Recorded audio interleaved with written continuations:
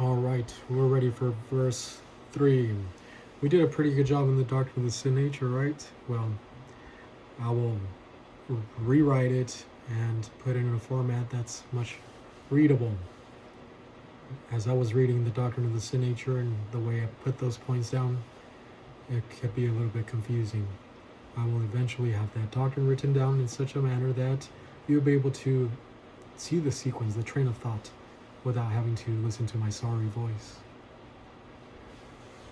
So verse 3, do you remember what verse 2 and verse 1 say? Okay, yes, I've already read it several times.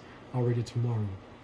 Verse 3 in the NIV says, "For though we live in the world, we do not..." What? World? Okay, yeah. "We do not wage war as the world does." Okay, I get their good intentions. They want to translate in terms of a cosmic system. That's correct.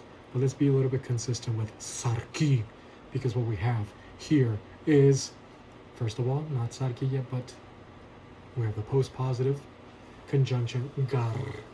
Here it is causal, because we're going to translate it because. Over here, no, pardon me, this is explanatory.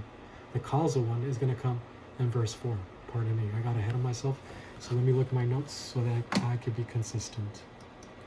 Notes coming up. Got you. Explanatory, gar. For you see, we're going to translate it. He's explaining something. The argument is from the Corinthians is that Paul and his team walk according to the sin nature. Corinthians with the Judaizer teachings, the Judaizer themselves, they say, you know that Paul, those guys, they walk according to the sin nature. They're preaching all this grace, but they're just giving you a license to sin. They don't obey the law. They reject circumcision. They say you don't have to be circumcised. They say you don't have to follow the feasts.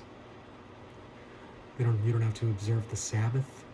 They say that all the law was fulfilled just so that they can walk according to the sin nature and fulfill all your desires. The Corinthians were very lascivious. A lot of homosexuals, a lot of lesbians, very sexual people. Sexual was just like eating. If you ate, then you also had sex.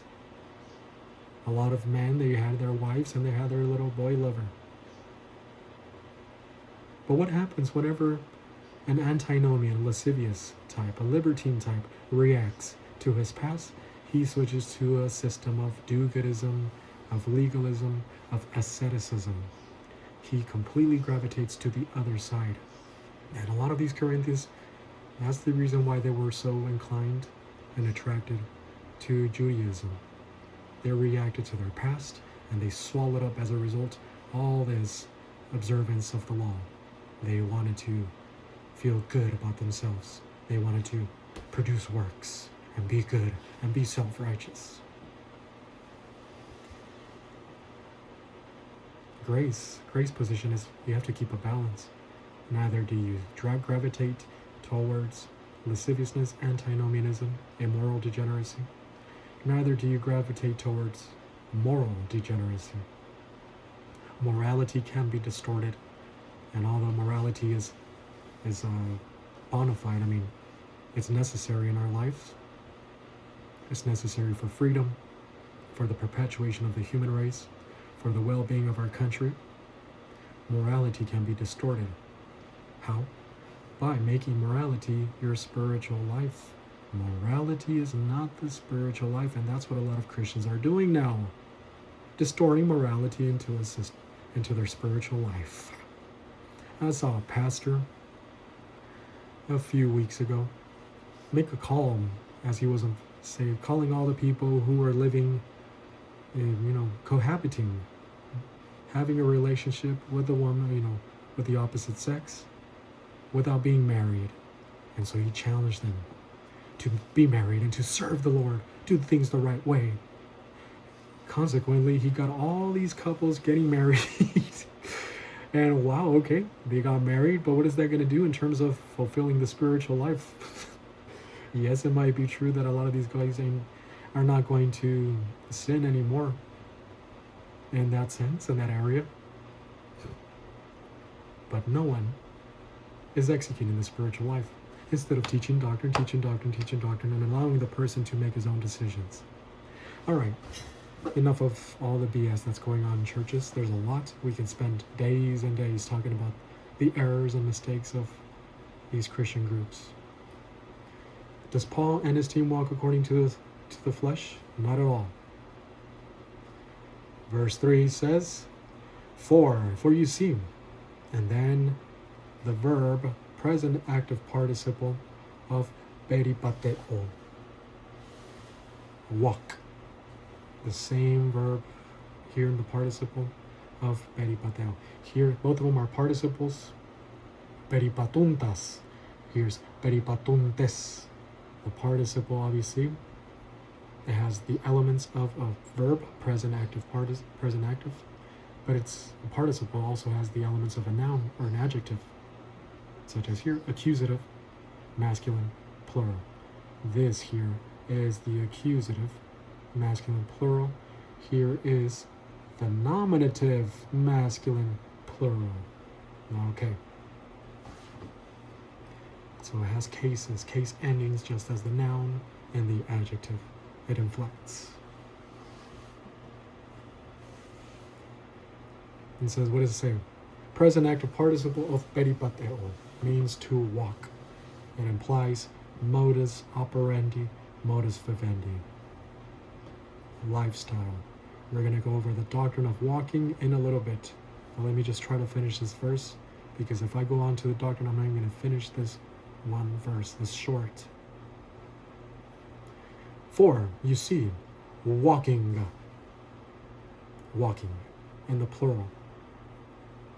How do you know whether a participle is a first person, second person, third person, singular, or first person, second person, third person, plural?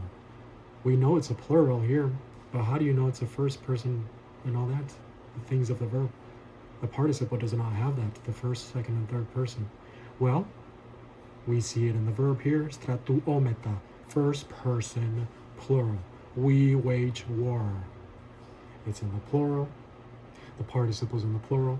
So we know that this modifies adverbially this verb. Okay. For you see, walking. Let's keep it like this for now. Literal.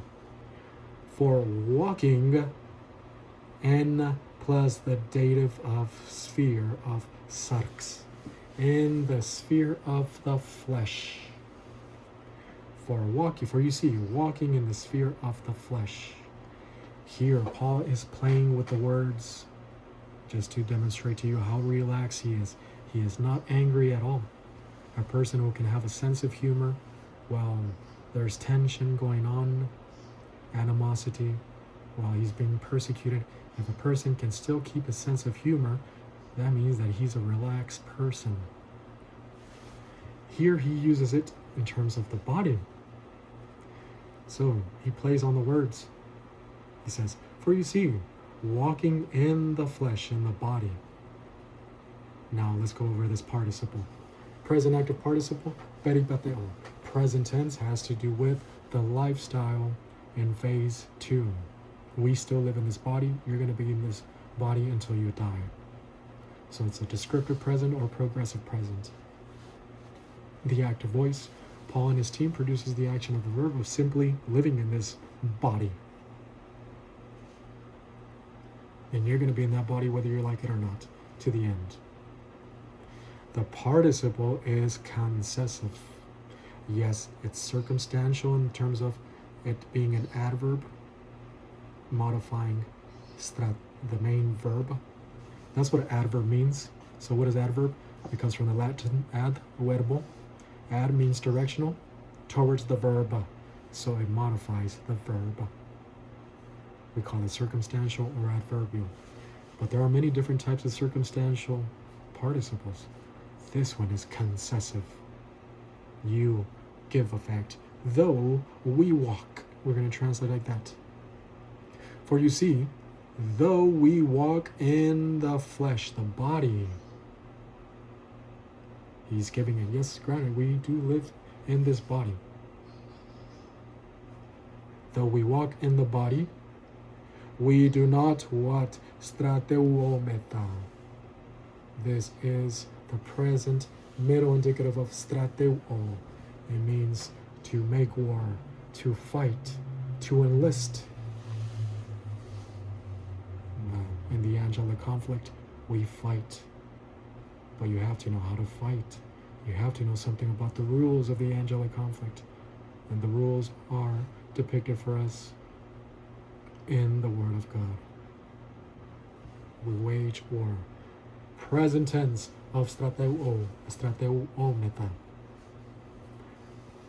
We're going to translate it, we wage war.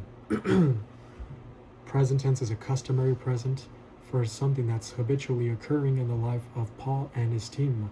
They're oriented to the plan of God, and therefore they wage war in a certain way, using divine power, not human power, not anything from the energy of the flesh. This is what's going to be his argument. Though we walk in the flesh, we do not wage war according to the flesh, sin nature. He's playing on the words. We walk in the flesh, the body. We do not wage war according to the flesh, sin nature. The middle voice is an indirect middle, where the subject produces the action of the verb, and he indirectly partakes in the action of the verb, such as us benefiting from our spiritual life. We wage war, we advance in the plan of God, and we ourselves benefit in the results. We reap the harvest of righteousness. And the indicative mood, this is declarative for the dogmatic doctrine that you must use the omnipotence of God, not your own power, nothing from the sin nature. No do-goodism, none of your human good works, no gimmicks, no psychology. If you refuse to use the omnipotence of God, you're going to become a psychological believer. You're going to resort to psychology and try to explain everything according to psychology. Oh, granted, yes, there's a lot of wonderful psychology out there that helps us understand these things, but in terms of applying it to the spiritual life, nope, you're going to fall short. We're living in the angelic conflict, and the conflict is spiritual. Strateuometa. We wage war. And then it denies something. Not ook. Ooh, here, ooh. This denies the fact of something, while me denies the idea of something. Here denies the reality. We do not wage war. This is a customary present, but it is also a gnomic present for a general timeless fact, the principle that you cannot fight in the angelic conflict with your own sin nature. You're only adding to the other side by fighting to the sin nature. Fighting with the sin nature. And even though many people think that, okay, I'm going to fight and fight evil, fight. If you don't use the divine plan, everything that he has given you, you're going to resort to the sin nature, and you're only adding to the other side, whitewashing the devil's world. In academia, many people can detect problems in economy. People can detect the problems of economy, detect the problems of society, detect personal problems. Anyone can detect a problem. But the solution is where people fall short. In economics, people always fall short. We see that there's inflation, wages are low, etc. And what do? They resort to a stupid solution, Keynesian economics, socialism, government intrusion, solving the problems through government legislation, as if that's going to solve the problems in economics, right? Just make God, out of the government, make it a God, and just solve the problems through legislation. Wrong solution. People see the problems in society, and therefore, what do? By way of a solution, they become crusaders and they fight society in that way. Wrong. You're only whitewashing the devil's world. Everyone can detect a problem, but only a few find the correct solution. While this same principle applies in the spiritual life, there are many evils in the world, many stupid things that you do not like to see, but how do you fight it?